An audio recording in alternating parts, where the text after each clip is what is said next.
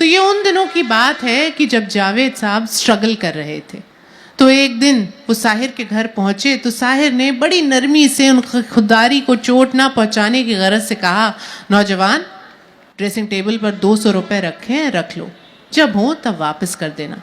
200 रुपये उस जमाने में बहुत बड़ी रकम थी। 100 रुपये का नोट तुड़वाने तो लोग बैंक या पेट्रोल पंप जाते थे, मगर जावेद ने रुपए कुछ यूं रखे जैसे साहिर पे एहसान कर रहे। रख लेता हूं, वापस नहीं करूंगा।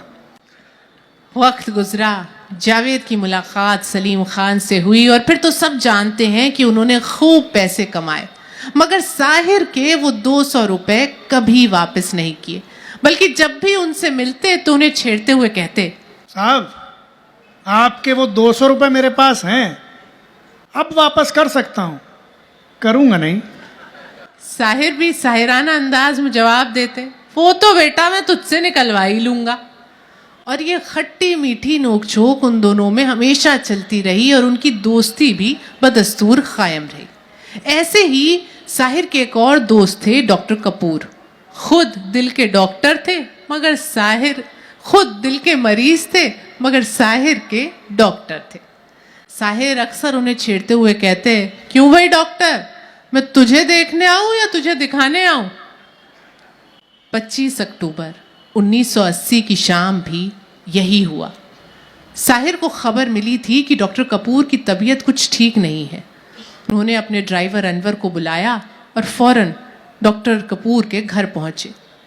डॉक्टर कपूर का जी बहलाने की गरज से उन्होंने ताश मंगवाई और उन्हीं के बिस्तर पर बैठकर पत्ते बांटने लग गए। पत्ते बांटते बांटते डॉक्टर कपूर को ऐसा लगा जैसे साहिर का चेहरा कुछ सख्त होता जा रहा है। उन्होंने पुकारा, साहिर, साहिर, साहिर। साहिर बिस्तर पर गिर गए।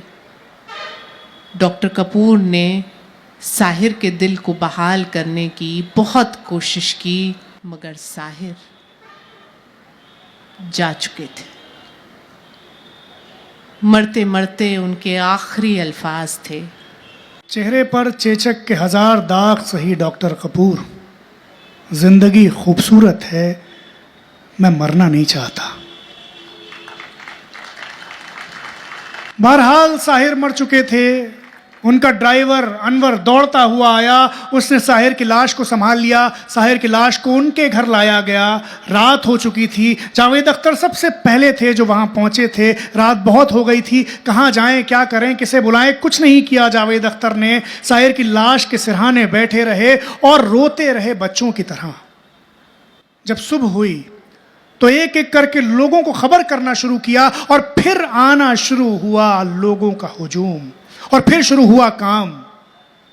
दरवाजा खोल दो, खिड़की बंद कर दो, कुर्सियां लगा दो, चटाई बिछा दो। जिसने जैसा कहा जावेद ने वैसा किया। रोते रहे। साहिर की लाश को कब्रिस्तान लाया गया। एक हुजूम उनके हमराह था। साहिर की लाश को दफनाया गया और यह हुजूम जो साहिर के जनाजे के हमराह आया था, ये वापस लौटने लगा अपने सीनों में एक खामोशी मुसल्लत किए हुए। जावेद अख्तर भी वापस लौट रहे थे चुपचाप कि तभी पीछे से वाजिदा तबस्सुम के शौहर अशफाक दौड़ते हुए आए।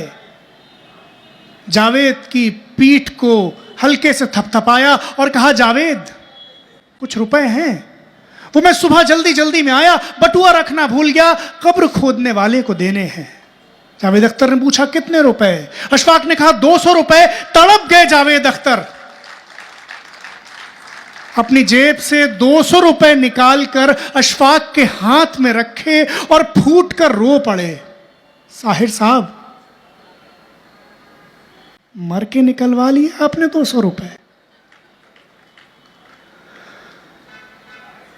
कल और आएंगे नगमों की खिलती कलियां चुनने वाले, मुझसे बेहतर कहने वाले, तुमसे बेहतर सुनने वाले।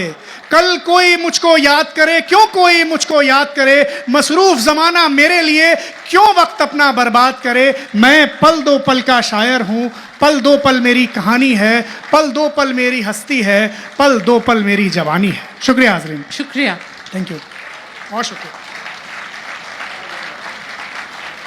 मैं सुनते रहे, मेरा अपना घर है ये, मतलब मैं क्या कहूँ, मुझे बहुत अच्छा लगा।